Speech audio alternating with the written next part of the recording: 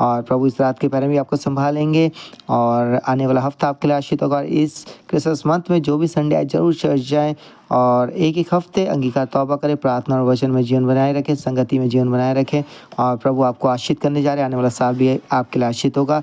प्रभु आपको अपनी महान गवाही के लाने वाले दिन में तैयार करें। यहोशू 8 अध्याय यहाँ पे लिखा ए नगर का ले लिया जाना। तब यहोवा ने यहोशू से कहा मत डर और तेरा मन का चना हो, कमर बांध कर सब योद्धाओं को साथ ले और ए पर चढ़ाई कर। सुन, मैंने ए राजा को उसकी प्रजा उसके नगर और देश समेत तेरे वश में किया है और जैसा तूने यरीहो और उसके राजा से किया वैसे ही ए और उसके राजा के साथ भी करना। केवल तुम पशुओं समेत उनकी लूट तो अपने लिए ले सकोगे, इसलिए उस नगर के पीछे की और अपने पुरुष घात में लगा दो। अतः यहोशू ने सब योद्धाओं समेत पर चढ़ाई करने की तैयारी की और यहोशू ने 30,000 पुरुषों को जो शूरवीर थे चुनकर रात ही को आज्ञा देकर भेजा और उनको यह आज्ञा दी, सुनो, तुम उस नगर के पीछे की ओर घात लगाए बैठे रहना, नगर से बहुत दूर ना जाना और सब के सब तैयार रहना और मैं अपने सब साथियों समेत उस नगर के निकट जाऊंगा और जब वे पहले के समान हमारा सामना करने को निकले तब हम उनके आगे से भागेंगे।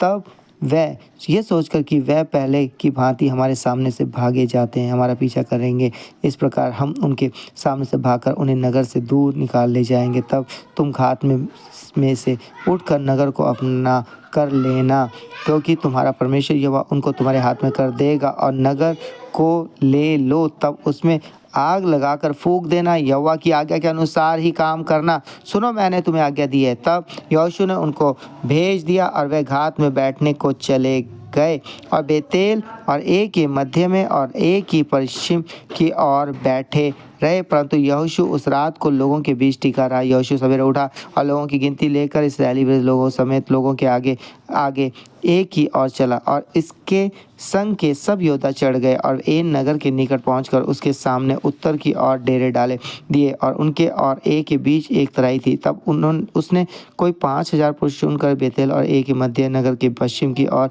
उनको घात में बैठा दिया और सब लोगों ने नगर के उत्तर की ओर सारी सेना को और उसके पश्चिम की ओर घात में बैठे हुए को भी ठिकाने पर कर दिया। तब यहोशू उसी रात तराई के बीच गया।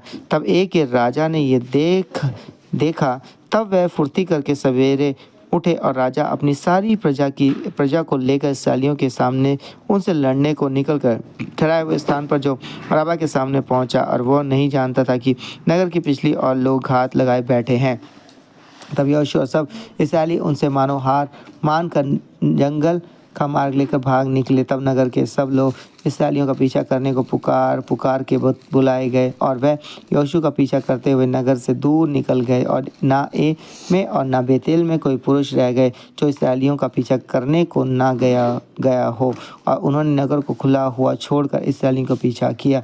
तब यहोवा ने यहोशू से कहा, अपने हाथ का बर्छा ले एक की ओर बढ़ा, क्योंकि वह उसे तेरे हाथ में दे दूंगा। और यहोशू ने अपने हाथ में बर्छे को नगर को की ओर बढ़ाया और उसके हाथ बढ़ाते ही जो लोग हाथ में बैठे थे वह झटपट अपने स्थान से उठे और दौड़कर नगर में प्रवेश किया और उसको ले लिया और झटपट उसमें आग लगा दी। और एक पुरुषों ने पीछे किया और फिर कदीसी की तो क्या देखा कि नगर का धुआं आकाश की ओर उठ रहा है और उन्हें ना तो इधर भागने की शक्ति रही और ना उधर, और जो लोग जंगल की ओर भागे जाते थे वह फिर कर अपने खदेड़ने वालों पर टूट पड़े। तब जब यहोशू ने और सब इस्राएलियों ने देखा कि घातियों ने नगर को ले लिया और उसका धुआं उठ रहा है, तब घूमकर एक के पुरुषों को मारने लगे और उनका सामना करने को दूसरे भी नगर से निकल आए। इसलिए वह इस्राएलियों के बीच में पड़ गए। कुछ इस्राएली तो उनके आगे और कुछ उनके पीछे थे। अतः उन्होंने उनको यहाँ तक मार डाला कि उनमें से ना तो कोई बचने और ना भागने पाया। और एक राजा को वह जीवित पकड़कर यहोशू के पास ले आए।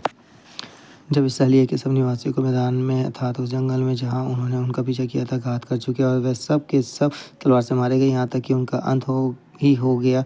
तब सब इस्राएलियों ने एक को लौटकर उससे भी तलवार से मारा और स्त्री पुरुष सब मिलकर जो उस दिन मारे गए वे 12,000 थे। और एक के सब पुरुष इतने ही थे, क्योंकि जब तक यहोशू ने एक के सब निवासियों का सत्यानाश न कर डाला तब तक उसने अपना हाथ जिससे बर्छा बढ़ाया था फिर ना खींचा। यहोवा की उस आज्ञा के अनुसार जो उसने यहोशू को दी थी, इस्राएलियों ने पशु आदि नगर की लूट अपनी कर ली, तब यहोशू ने ए को फुँकवा दिया और उसे सदा के लिए खंडर कर दिया। वो आज तक उजाड़ पड़ा है और ए के राजा को उसने साँझ तक वृक्ष पर लटका रखा और सूरज डूबते डूबते यहोशू की आज्ञा से उसका शव वृक्ष पर से उतारकर नगर के फाटक के सामने डाल दिया गया और उस पर पत्थरों का ढेर लगा दिया और आज तक बना है, बड़ा ढेर लगा दिया।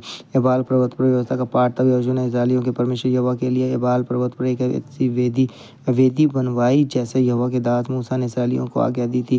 जैसा मूसा की व्यवस्था की पुस्तक में लिखा है, उसने समूचे पत्थरों की एक वेदी बनवाई जिस पर औजार नहीं चलाया गया था और उस पर उन्होंने यहोवा के लिए होम बलि चढ़ाया और मेलबलि किए। उसी स्थान पर यहोशू इस्राएलियों के सामने उन पत्थरों के ऊपर मूसा की व्यवस्था जो उसने लिखी थी उसकी नकल कराई और वह क्या देशी क्या परदेशी सारे इस्राएली अपने वृद्ध लोगों, सरदारों और न्यायियों समेत यहोवा की वाचा का संदूक उठाने वाले लेवीय याजकों के सामने उस संदूक के इधर उधर खड़े हुए, अर्थात आधे लोग तो गिरजीम पर्वत के और आधे एबाल पर्वत के सामने खड़े हुए, जैसा कि यहोवा के दास मूसा ने पहले से आज्ञा दी थी कि इस्राएली प्रजा को आशीर्वाद दिए जाएं। इसके बाद उसने आशीष और शाप की व्यवस्था के सारे वचन जैसे जैसे व्यवस्था की पुस्तक में लिखे हुए हैं वैसे ही पढ़कर सुना दिया। जितनी बातों की मूसा ने आज्ञा दी थी उनमें से कोई ऐसी बात नहीं रह गई जो यहोशू ने इस्राएलियों की सारी सभा और स्त्रियों और बाल बच्चों और उनके साथ रहने वाले परदेशी लोगों के सामने भी पढ़कर ना सुनाई। सो परमेश्वर दस पढ़े चुने सुने में कलाम के हम सबको आशीष करे। आप सबको प्रभु बहुत बहुत आशीष करे, आपकी ज्योतें पूरी कराइए, अपने सरों को झुकाएंगे। Good night. प्रभु आपको आशीष करने जा रहे हैं, बंदर खुलने जा रहे हैं।